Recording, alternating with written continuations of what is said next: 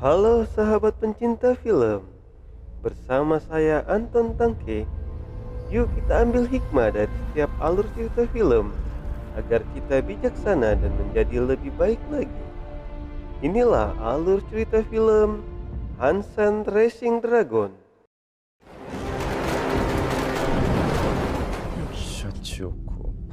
Film ini dirilis tahun 2022, diangkat dari kisah nyata yang terjadi pada tahun 1592, menceritakan tentang seorang Laksamana Yi Sun Sin dan armada kapal perangnya yang harus berhadapan dengan kekuatan angkatan laut Jepang dengan kapal perangnya yang tangguh. Saat pasukan Korea terdesak dalam pertempuran itu, Laksamana Yi Sun Sin menggunakan kapal perang andalannya, yaitu kapal kura-kura, untuk mengubah gelombang pertempuran di laut itu.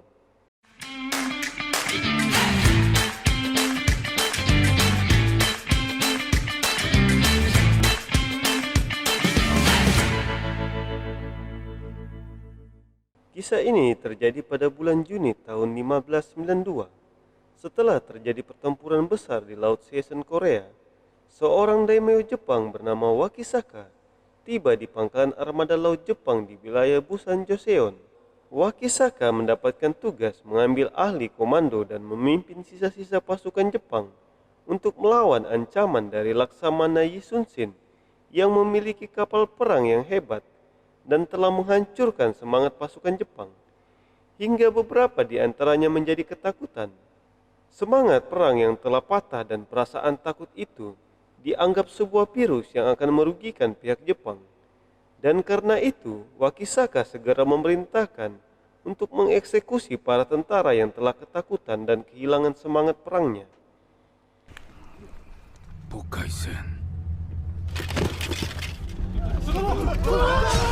Kemudian, Wakisaka mempelajari penyebab kerusakan kapal perang angkatan laut Jepang yang diserang kapal gubuk Seon milik Laksamana Yi Sun Sin.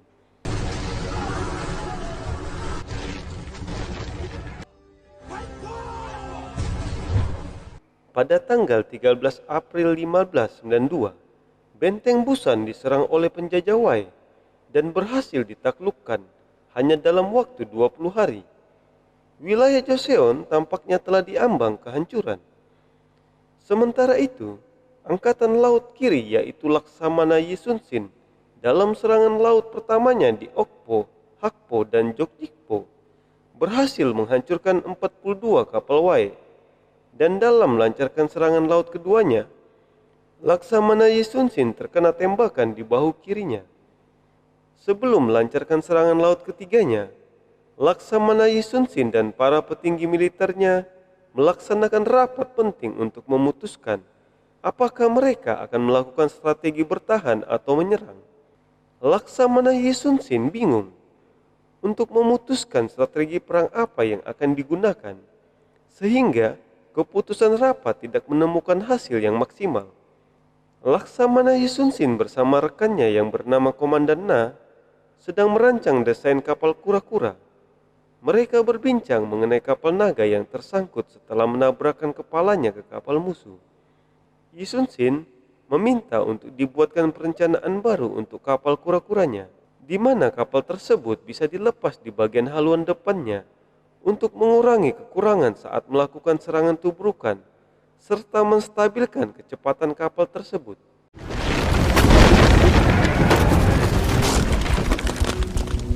Kemudian sebuah surat datang dari Yang Mulia yang berisikan bahwa Yang Mulia telah meninggalkan benteng Pyongyang dan berangkat menuju Iuju lewat barat laut, di mana Yang Mulia akan mencari perlindungan ke barat Min Cina. Hal tersebut akan menghancurkan moral rakyat dan akan mengancam nasib negerinya. Adegan beralih ke Wakisaka, sang pemimpin angkatan laut Jepang. Wakisaka dan para jenderalnya sedang berbincang mengenai kekuatan Panokseon atau kapal perang Joseon yang katanya digadang-gadang akan mampu menembakkan meriam mencapai jarak 1000 yer. Selain itu, Wakisaka juga khawatir dengan Bokasen, kapal perang milik Laksamana Yi Sun Sin. Wakisaka menyuruh sepupunya Sahe untuk mengintai angkatan laut kiri Jeolla dan mengintai angkatan laut Yi Sun-shin. 渡辺ファンを取り除かねばならん。 Laksamana Yi Sun-shin dan bawahannya berjalan ke tempat kapal kura-kura berada yang lagi sedang tahap pembuatan model baru. Anak buah Yi Sun-shin ini menyatakan bahwa mungkin markas yang mereka tempati ini adalah perlindungan terakhir yang mulia. Dia menyarankan daripada terburu-buru untuk perang, lebih baik melindungi tempat ini.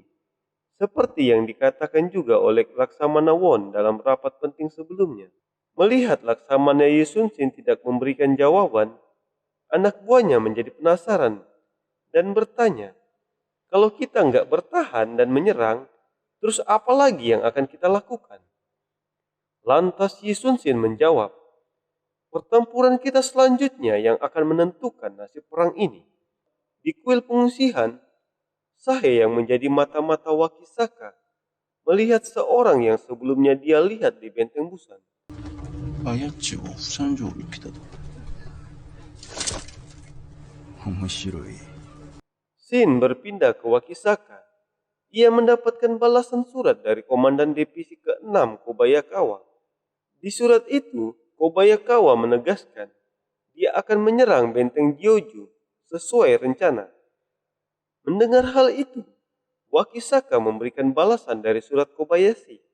Wakisaka menegaskan, daripada menyerang benteng Gyoju, lebih baik menyerang markas besar Angkatan Laut Kiri Jeolla Yi Sun-shin. Karena apapun juga hasil perang, tergantung pada Angkatan Laut Kiri Jeolla, bukan benteng Gyoju. Para bawahan Wakisaka nggak setuju dengan itu. Karena beranggapan bahwa Yi Sun-shin tidak lain hanyalah penghalang biasa yang dapat dengan mudah dikalahkan tanpa membutuhkan bala bantuan. Tetapi, tetap saja Wakisaka tidak memandang sebelah mata Yi Sun-shin dan berusaha selangkah lebih maju dari Laksamana Yi Sun-shin.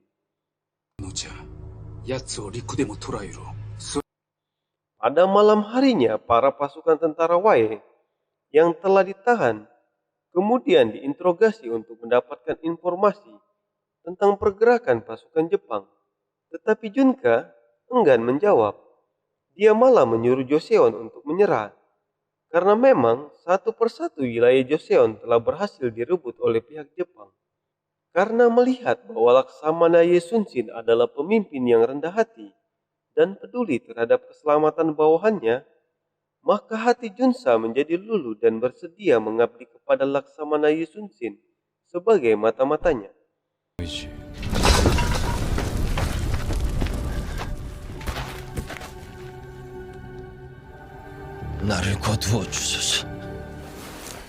Suatu hari ketika Yi Sun-shin sedang terlelap tidur, seketika ia terbangun oleh mimpi buruknya. Dia terus dihantui pikiran oleh serangan Jepang yang mampu menghancurkan divisi Liguan sebanyak 50.000 prajurit. Hal ini kemudian membuat Yi Sun-shin berpikir keras. Sehingga terciptalah ide untuk membuat strategi defensif untuk pertahanan yang dikenal dengan formasi sayap bangau.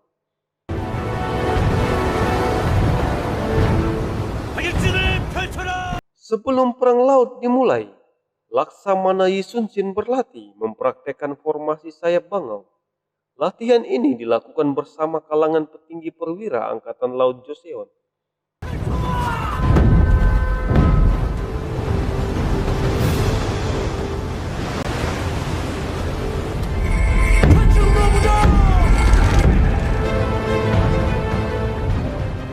Sementara di atas bukit, para pasukan Jepang di bawah komando Sahe melihat latihan itu dan mencatat sedetail mungkin strategi yang akan digunakan oleh Laksamana besar Yi Sun-shin.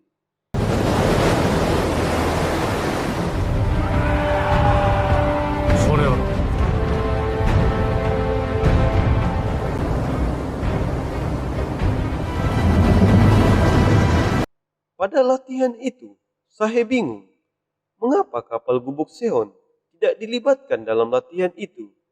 Hingga beberapa menit kemudian, seorang informan memberikan kabar bahwa kapal gubuk Seon masih berada di gelanggang kapal karena memiliki kerusakan setelah Perang Dion.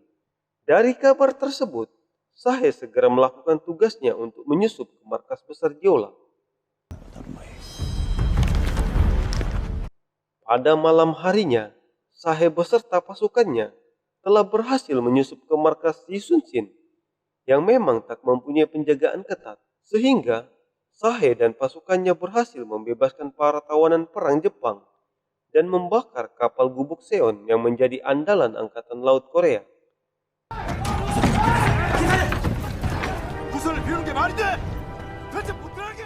Kemudian, Sahe bergegas pergi ke ruangan dokumen untuk mencuri salinan berupin rancangan gambar kapal gubuk Seon. Tapi, rencana tersebut dapat diketahui oleh prajurit Joseon. Junka kemudian menolong Sahe hingga dia bisa melarikan diri dan berhasil membawa salinan gambar rancangan kapal gubuk Seon.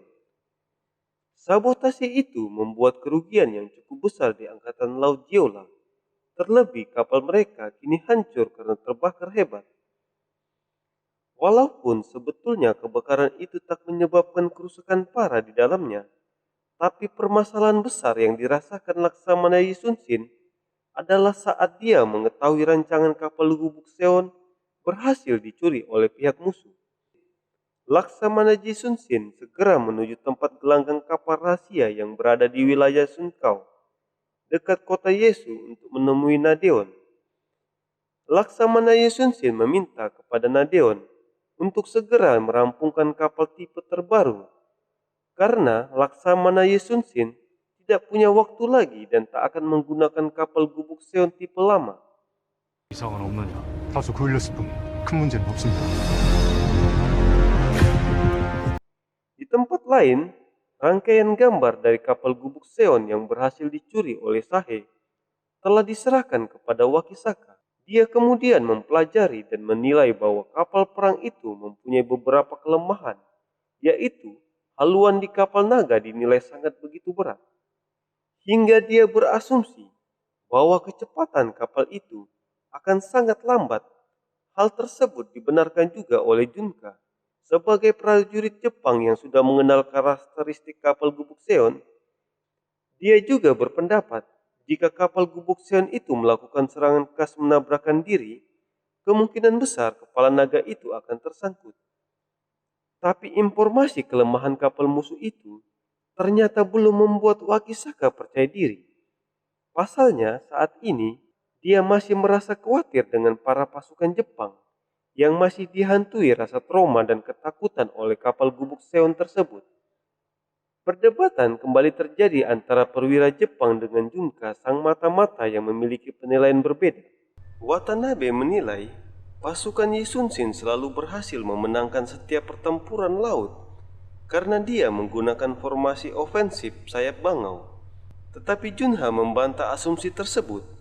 Dia meyakini formasi sayap bangau itu hanya digunakan untuk formasi bertahan, bukan untuk formasi menyerang.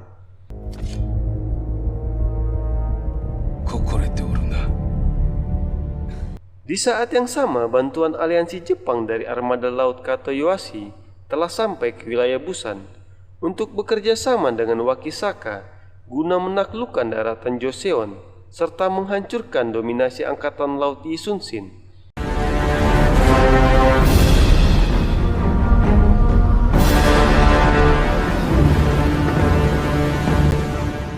Armada Kato memiliki kapal-kapal yang sangat unik. Kapal-kapal mereka dilapisi dengan berbagai pelat besi di seluruh badan kapal, dengan tujuan untuk menangkis serangan meriam. Maka tak heran jika Wakisaka memberikan julukan pada kapal-kapal armada laut Kato sebagai dewa perang Hashima. 만일 적의 뜻대로 우리가 뚫리면 선치가 두껍고 화포를 매단 배들이 Kabar bergabungnya dua pasukan Jepang itu telah sampai ke kalangan petinggi militer Joseon karena info tersebut berasal dari Junha yang ternyata membocorkannya kepada pihak Yi Sun-shin. Junha juga menyadari bahwa seorang wanita geisha yang selalu menemani Wakisaka adalah seorang agen mata-mata dari pihak Joseon. Kemudian mereka bekerja sama satu sama lain. 필시 전두성과 우리 좌수영을 각각 노릴 것입니다. 내일 밤 자정에 출동할 것이다. Kita kembali ke Benteng Busan. Kedatangan Kato saat itu disambut oleh Wakisaka dan segenap petinggi militer di sana dengan menampilkan sejumlah tarian tradisional Jepang bernama Tari Kabuki. Tapi di saat yang sama, seorang kurir dari divisi Kobayakawa menyampaikan sebuah pesan yang berisi bahwa Kobayakawa menunggu perintah dari Wakisaka untuk menyerang markas Angkatan Laut Jeolla. Dan di saat itu pula, Wakisaka memberikan jawabannya dengan dimulainya penyerangan pada malam itu. Ketika mendengar rencana penyerangan itu, Kato merasa kecewa karena penyerangan itu bersifat tergesa-gesa dan kurang koordinatif. Karena Wakisaka memutuskan secara sepihak tanpa berkonsultasi dengan pihak Kato, hingga keadaan sempat memanas di antara kedua belah pihak. Tapi Wakisaka memberikan alasannya, karena ini perintah langsung dari Hideyoshi sebagai kanselir Jepang.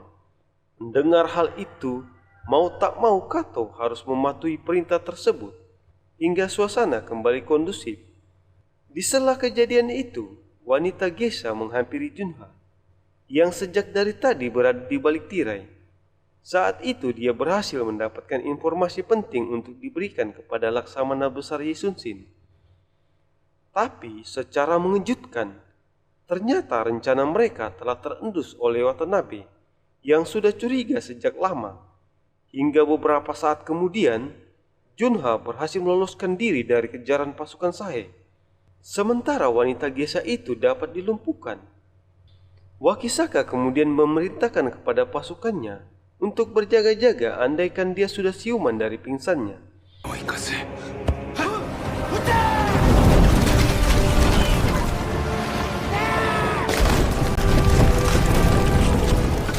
Dari kondisi tersebut, para pekerja pembawa amunisi dan pasukan lainnya dijadikan kambing hitam. Mereka yang memang tak punya dosa dan salah telah dituduh menjadi mata-mata, hingga beberapa di antaranya harus tewas terbunuh.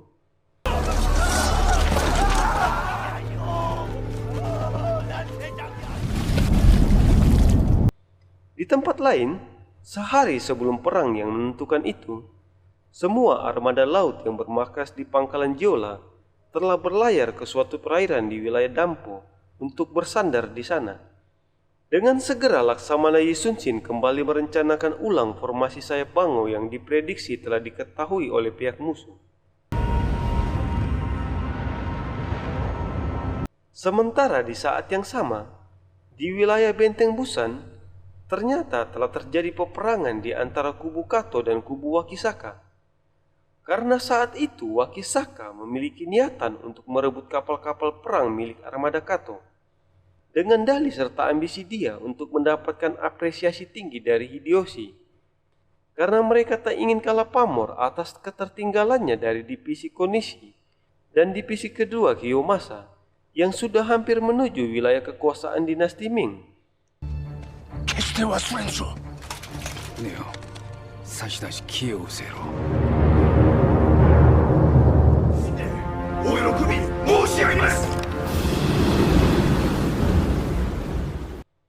Atas penyerangan itu, Kato harus menerima kekalahannya dan menyerahkan semua kapal-kapal perang kepada Wakisaka.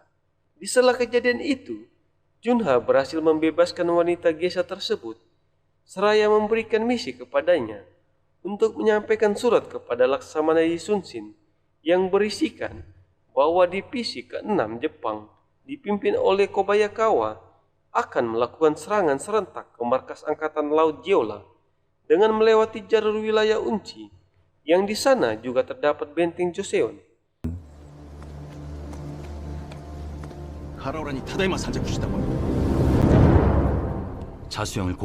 Di persinggahan Angkatan Laut Joseon di Dangpo, Yisunsin juga turut mengatur rencana peperangan. Kemudian datang Laksamana Won yang menegaskan jika musuh tidak terlihat, maka Laksana Won pun akan menarik kembali anak buahnya untuk membantu pertahanan di benteng Jeonju.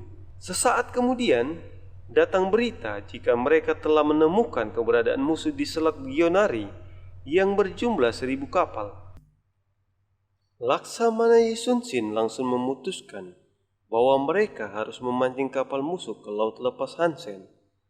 Setelah kapal musuh terpancing, maka Yi Sun Sin akan menggunakan formasi sayap bangau yang telah mereka pelajari sebelumnya. Tetapi Laksamana Won tidak setuju dengan apa yang direncanakan Yi Sun Sin dan menolaknya. Melihat hal itu, para petinggi lainnya menawarkan diri untuk menjadi pancingan yang telah direncanakan oleh Yi Sun Sin. Dan petinggi itu adalah Komandan Yongdam. Kemudian, Laksamana Yi Sun Sin mendapatkan informasi yang diberikan oleh wanita penghibur. Informasi itu berisikan bahwa pasukan Kobayakawa menyerang markas Angkatan Laut Kiri Jeolla, dan bukanlah benteng Jeonju. Juga pasukan dan Angkatan Laut musuh akan menyerang secara serentak di tanggal 5 tengah malam. 누가 우리에게 전해온 것이냐? Junka yang akan memperingatkan akan adanya serangan ke benteng Jeonju malah ditangkap oleh pasukan anti Wei. Tapi kemudian mereka mengetahui bahwa Junka juga adalah anti Wei, dan mereka kemudian membebaskannya. Mereka kemudian bersama-sama melihat pasukan Wei dari atas bukit yang semakin mendekat ke arah mereka.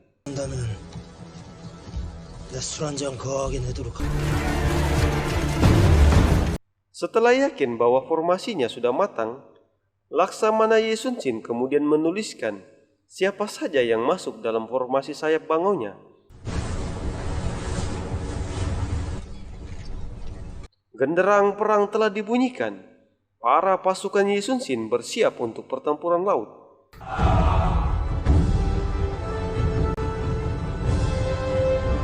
Pagi harinya yang berkabut di Selat Gionarian, Wakisaka menerima informasi keberangkatan kapal perang Yi Sun Sin dan meminta bawahannya untuk menyergap dari sisi kanan dan kiri. Komandan Yongdam melakukan tugasnya untuk memancing musuh. Mereka juga menjaga jarak sejauh 200 yard dari kapal musuh. Ketika kapal Komandan Yongdam terlihat, pasukan Wei langsung melancarkan serangannya. Komandan Wanabe di sayap kiri dan Komandan Watanabe di sayap kanan sudah tidak sabar untuk menyerangnya. Namun, Wakisaka memerintahkan untuk jangan dulu menyerang dan bertahan tetap di posisi. Komandan Yongdam berani mengambil resiko dengan mendekatkan 100 yard kapal ke kapal musuh agar musuh terpancing dan mau mengejarnya. Kabut perlahan mulai hilang. Kapal Yongdam terlihat jelas oleh pasukan Wakisaka. Ketegangan sangat terasa di kapal Komandan Yongdam. Ditambah lagi amunisi berupa bubuk mesiu dan peluru di kapal Yongdam sudah habis. Wakisaka menembakkan meriam dan mengenai salah satu kapal pasukan Komandan Yongdam. Wanabe menyerang kapal Komandan Yongdam dari belakang, dan dari sebelah kiri ada Wakisaka. Tak lama kemudian, datanglah Komandan Lee sebagai bala bantuan untuk Komandan Yongdam. Hal itu dimanfaatkan Komandan Yongdam untuk mundur dengan kecepatan penuh. Perintah Wakisaka untuk tidak mengejar kapal Komandan Yongdam diabaikan oleh Wanabe, karena Wanabe terlalu bernafsu untuk menghancurkan kapal Komandan Yongdam. Kapal Wanabe seketika terhenti ketika menabrak batu karang di selat yang memiliki arus yang deras dan mengalami kerusakan yang parah. Kapal-kapal Yongdam yang berhasil lolos dari selat kemudian memutarbalikkan kapal mereka dan mengambil kesempatan itu untuk menembak kapal Wanabe dengan meriam. Wanabe sangat terkejut dengan kejadian itu dan tak menyangka kapal Yongdam bisa lolos dan bahkan bisa melakukan serangan balik.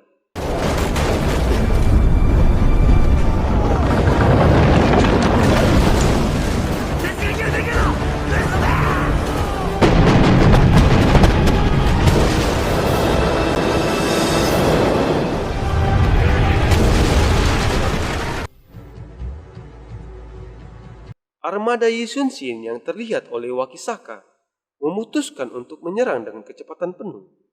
Yi Sun Sin merespon dengan memutarkan para kapal-kapalnya yang bersiap untuk menembak.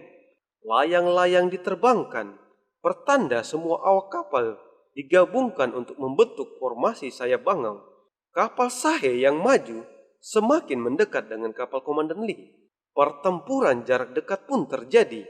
Komandan Yongdam terkena tembakan di lengannya. Sementara Yi Sun-shin membentuk formasi sayap bangau, Wakisaka melawan formasi tersebut dengan formasi sisik ikan. Watanabe inisiatif untuk menyerang kapal-kapal yang tertinggal di sayap kanan, yaitu kapal Laksamana Won, agar kapal tersebut tidak tergabung dengan formasi sayap bangau yang sudah dirancang oleh Yi Sun-shin. Karena panik, Laksamana Won membalas serangan itu.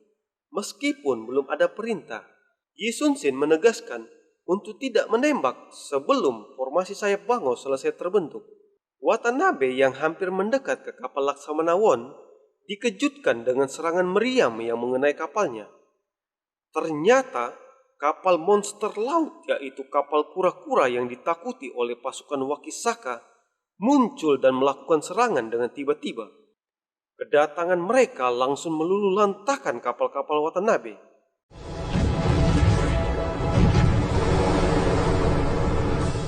Tidak hanya satu kapal kura-kura, namun beberapa kapal kura-kura sekaligus menghancurkan formasi kapal Wai.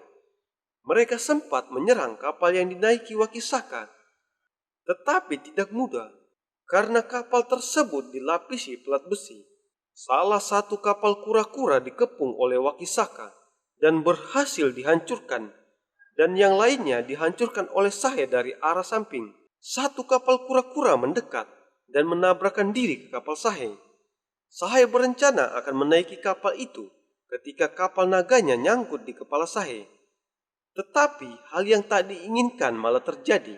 Ternyata beginilah rancangan model baru kapal kura-kura yang disebutkan oleh komandannya. Kepala kura-kuranya akan masuk ketika mau menabrakkan kapal musuh. Dan ketika keluar, mereka akan kembali mengeluarkan kepala naganya, yang di dalam mulut naga terdapat sebuah meriam yang siap untuk menembak. Kapal Sahe seketika hancur tertembak oleh kapal kura-kura.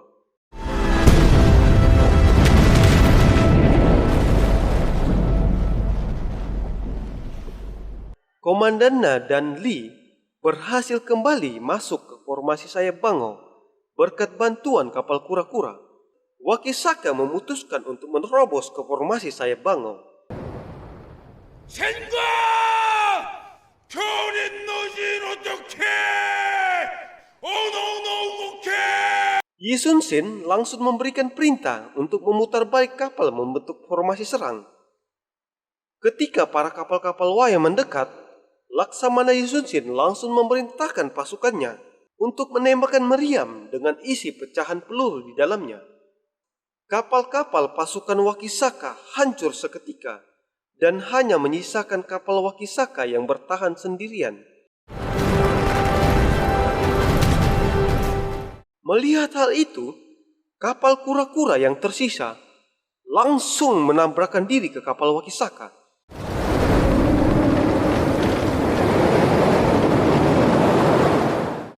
Dan Wakisaka ketika hendak melarikan diri, terkena lesatan anak panah di tubuhnya. Jenderal perang Jepang yang hebat itu harus tumbang di tangan Laksamana Yi Sun-shin.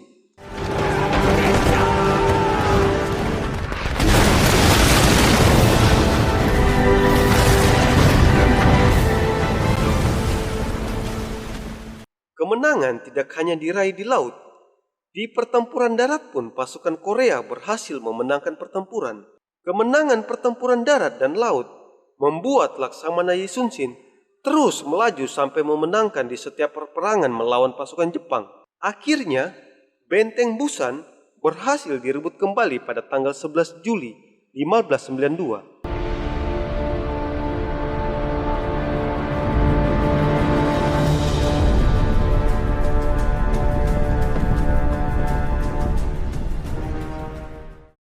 Di saat yang sama, Laksamana Yi Sun-shin mengakhiri operasi militernya yang berhasil menghentikan ambisi Toyotomi Hideyoshi untuk menguasai daratan Joseon serta dinasti Ming di daratan Cina, yang memaksa dia harus menarik semua pasukan Jepang kembali ke negerinya. Dan cerita film ini pun berakhir. Hikmah dari cerita film ini, Laksamana Yisunsin merupakan pemimpin hebat yang berhati mulia. Dia menganggap bahwa perang itu bukan perang antar negara, tetapi perang antar kebaikan melawan kejahatan.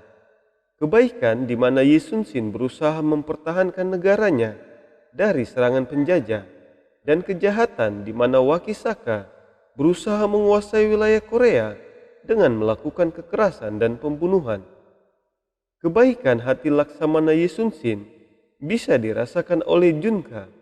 Dia yang sebenarnya merupakan pasukan Jepang, namun dia berbalik mendukung Laksamana Yisunsin. Wakisaka merupakan pemimpin yang jahat. Dia sampai mengkhianati temannya sendiri, yaitu Kato, demi ambisi kekuasaannya. Sekalipun Wakisaka merupakan jenderal perang yang hebat, tapi karena sifat jeleknya, dia ditakdirkan kalah menghadapi Laksamana Yisunsin yang baik hati. Sahe merupakan pasukan yang pemberani dan berbakat, tapi karena dia berada di pihak Wakisaka, sang jenderal Jepang yang jahat, maka kekalahan itu dirasakannya juga. Dalam kehidupan ini, jika kita berada pada pihak yang salah, di tempat yang salah dan melakukan sesuatu dengan cara yang salah, maka kekalahan dan kegagalan pasti akan menimpa kita. Rendah hati, sabar, penuh perhitungan, berada di pihak yang benar, dengan cara yang benar, dan di tempat yang benar adalah kunci keberhasilan yang bisa kita ambil dari cerita film ini. Oke sahabat, jika kalian menemukan hikmah lain dari cerita film ini, silakan tuliskan di kolom komentar. Semoga sahabat yang like, komen, dan subscribe channel Hikmah Cerita Film ini rezekinya berlimpah, berumur panjang, sehat selalu, dan hidup bahagia. Sampai jumpa di Hikmah Cerita Film yang lain.